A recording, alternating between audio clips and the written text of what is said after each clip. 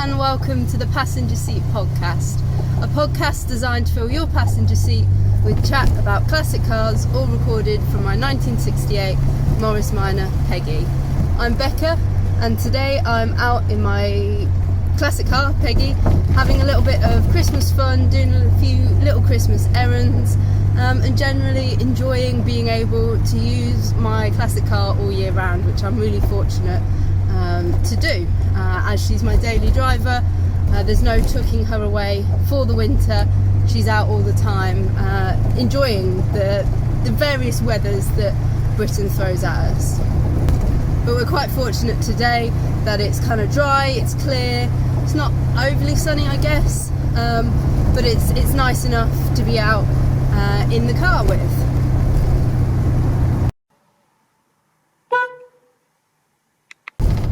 My quirk of classic car ownership for you today is just how happy it can make you when somebody compliments or says something nice about your car. I've just left from a little local kind of antique centre to go for this run, and Peggy was parked up outside, and the lady that worked there said to me, "Oh, is that your car outside? I've seen it drive past my house a few times and it always makes me so happy to see it." And I just went outside and said, "Oh, that's that happy car," especially with all her Christmas decorations and up as well. The lady was really pleased to see the car at her shop, as well as when it drives past her house. So that really has made my day. Not that I was having a bad day, because I'm on annual leave and things, and it's nearly Christmas, but regardless, it did have a positive effect on my day.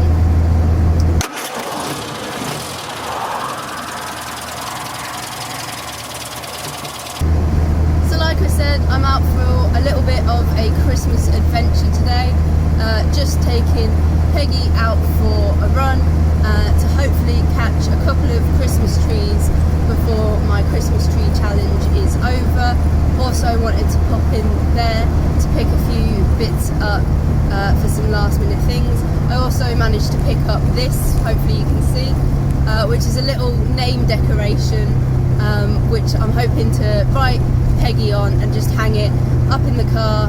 for the last couple of days up till Christmas, and then it can come back out again next year to help with the festive decorations in the car that are obviously making a few people smile. And this is not by any means the only kind of festive thing that I've done with Peggy this year. Been really fortunate. This is my second Christmas with a classic car.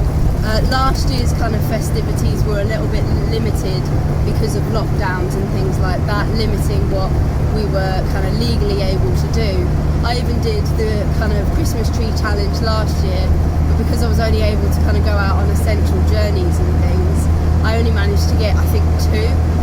So I'm doing a lot better this year, and if you're not sure what I'm on about, go check out my social medias, but also there's going to be a podcast on this next week.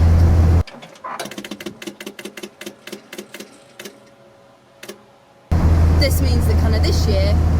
I've been able to kind of do a lot more things because there's a few more freedoms in place, and there's been a few more things on. I myself was kind of guilty, and my partner was very hopeful of the fact that thinking the NEC was kind of be our last event really of the season, and that there'd be kind of a quite a quiet period for us between now and kind of springtime of next year. We did have a couple of quiet weekends, which we probably needed to rest and recuperate after the NEC. But we've managed to kind of fill a lot of our time with car-related stuff afterwards, regardless. And so I wanted to kind of fill you in on some of the little adventures that we've had and some of the kind of festive things that I've been doing. So you can get some inspiration to perhaps undig your classic car if you've tucked it away under a load of blankets and things in the garage, to maybe give it a little bit of a run and enjoy this time of year, because it's actually kind of a quite pleasant time to be driving a classic car, especially if you've got a decent enough heater like myself. you're not too hot in here, the cars are not getting too hot, and so it's all good in that regard.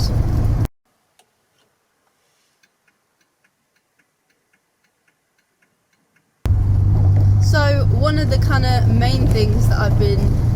doing this year, and I'm not going to talk too much about it because, like I said, I'm going to do a whole podcast on it next week, is this kind of Christmas tree challenge that I've set myself to try and get as many photos of Peggy next to as many different Christmas trees in the kind of local area and not so local as possible. And that's involved people very kindly letting me know where Christmas trees are, but also just a lot of joy coming from the fact that Christmas trees and Christmas lights can bring quite a lot of happiness at this time of year, for sure. So I've really been enjoying that, and it's been really nice to kind of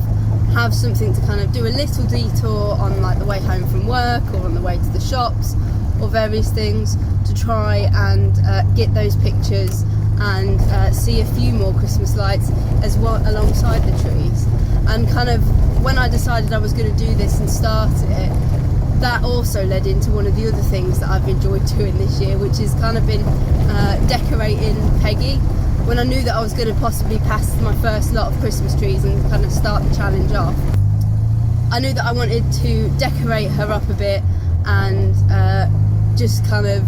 bring a little bit of festive excitement to my everyday driving. I've seen people do it kind of with their modern cars, but I have to say, a little bit of tinsel on the bumpers, a couple of fairy lights inside. I'm really fortunate enough to have a very mini Christmas tree as well in the back that I can I've decorated a little bit, and so when I park up I can kind of sit up on the back shelf and add to some festiveness. I've also got the little stickers and things that have all kind of made the car a little bit more festive and enjoyable at this time of year. It's obviously, like I said in the intro, brought a few smiles to people who have seen it, and it certainly made me smile to kind of take these photos with her in all her kind of festive outfit on.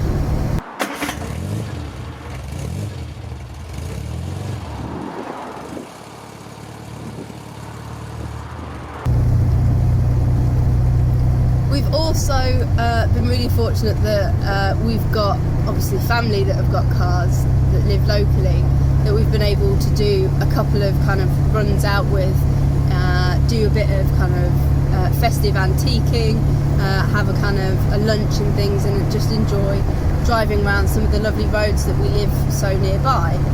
There's a lot of rural, beautiful kind of countryside roads near us that have made for very nice little runs out. Mum and Dad's A14 Poppy has proved quite popular when photos of her have appeared on my social media, and she's been a lot of fun to kind of go out in convoy with. We've done a few trips now. One was to kind of Market Deep in and just through some of the back roads around there, and to just do a few little antique shops and things. And also we went to Cars and Coffee, which I'll talk about separately, last week with them. And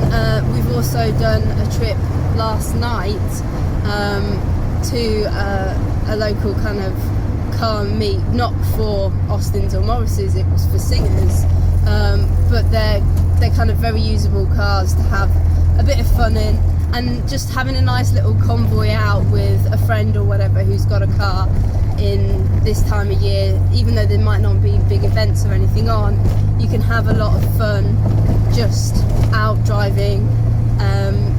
even if it's not to a show or anything. Just find yourself a nice little restaurant and aim for there, or a little cafe or whatever, and aim for there. I know that some kind of local groups have been putting on little kind of convoys and things as well, which I've not really taken part in because I've had other stuff on, but looking out for those sorts of things in your local groups could definitely make a bit of a difference to you're feeling like the winter season is one to look forward to as much as the summer season.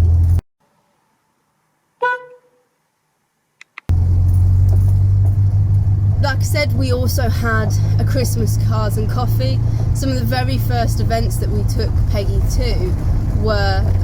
Quest Brothers Cars and Coffee events during the summer of 2020 when normal shows weren't really on. So there was just this opportunity to kind of pull up locally, have a cup of tea and or a hot chocolate and look at some other cars, and then go out for your kind of drive for the day. And I really enjoyed those. There was really a nice collection of cars that turned up at these sorts of events, and the same can be said for kind of this Christmas one. It was a little bit smaller than the summer ones, but it was really nice, some really unusual cars, and people were ever so friendly. I actually got to sit in a Fiat 500 for the first time, and it was quite an old one. I don't know the exact year off the top of my head, but it was a really nice kind of chill experience to have nice little chats and everything with people, and just generally have something to take your car to at this time of year. So I'm really grateful to Hazel and Paul for putting those sorts of events on, and it was nice to have Peggy there in all her festive gear. Poppy was there as well, and just a nice kind of Sunday morning, and it inspired us to then go for a little bit of a drive and things afterwards, and catch some more Christmas trees, and then head for a meal with some friends and family. So it's little events like that that really make this season a little bit special, and so I'm really grateful to people that put those on.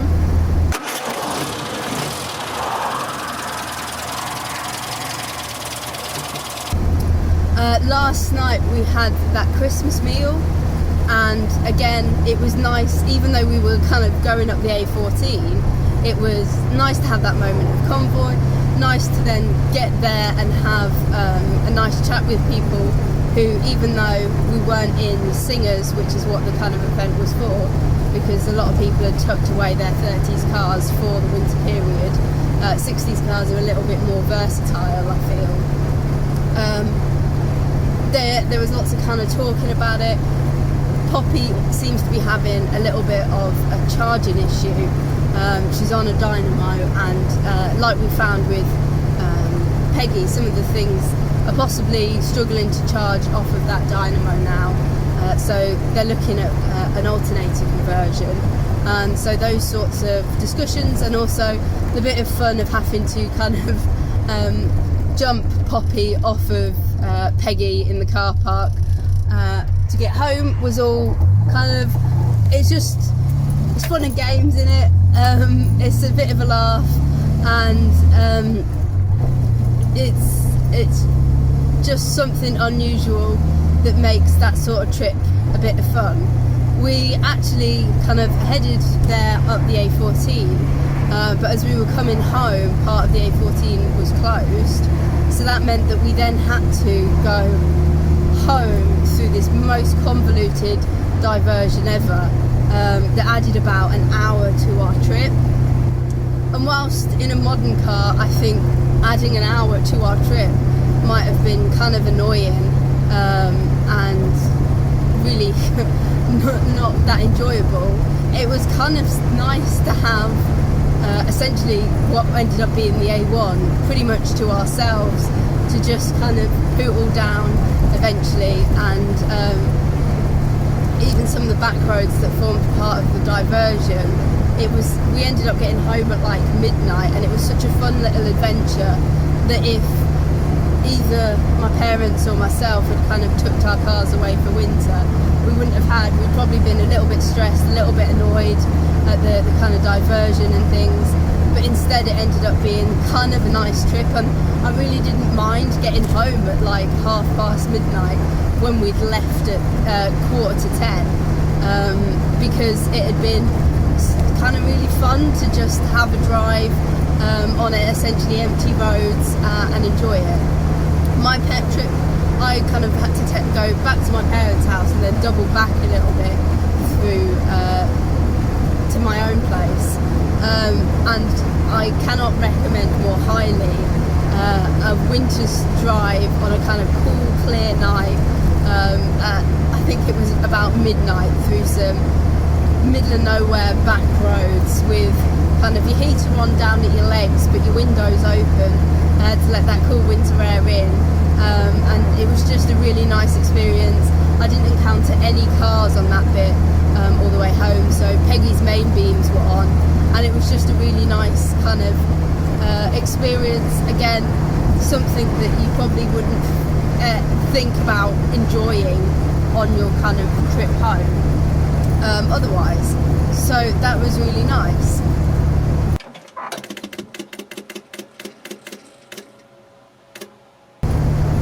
We've also done a few little trips to things like garden centres or whatever. I love a festive trip to a garden centre, and it's made all the more special by doing it in a car that you really enjoy driving,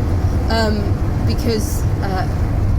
it's just makes the kind of getting there a real experience. And I spoke to the guy that had the Fiat 500 at the Quest event, and he, kind of for the first time this year, he'd been using his Fiat 500 for longer trips and things like that,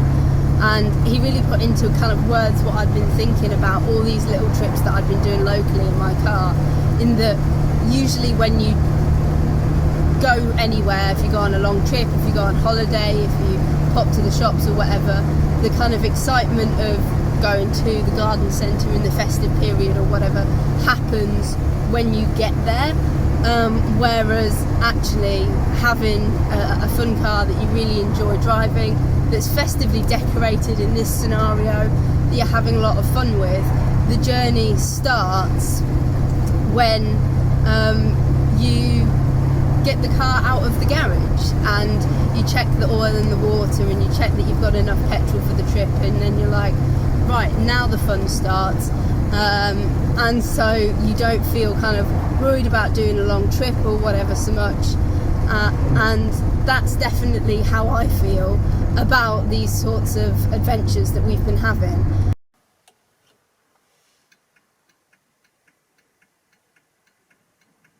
This is to the extent that actually, at the time that you guys will be listening to this, some of you perhaps driving home for Christmas yourselves, we're going to be, fingers crossed, lateral flows, etc. permitting, on our own drive back from a little, well, not little, it's going to be quite a big festive adventure for us. We've organised with the Morris Minor Young members to kind of meet ourselves up at the Motorist for their Christmas Eve event on the Thursday, Christmas Eve in the morning. So we're going to take part in that and have a bit of fun there, and then we're going to go for a little drive and to another kind of car related place to have a little Christmas dinner at the carding shed, and that's going to be, for us, we're going to go up on the Wednesday night because it's going to be like a 2-3 hour drive up there, and then another kind of bit of driving around and things, and then about a 2 hour drive back as well. But it's going to be so much fun, and it's just really nice to do something kind of festive and enjoyable at this time of year, and really get the most out of your car. So I'm really looking forward to that, and if you're interested to kind of see how that little adventure goes, be sure to kind of check us out on Instagram, Facebook and Twitter.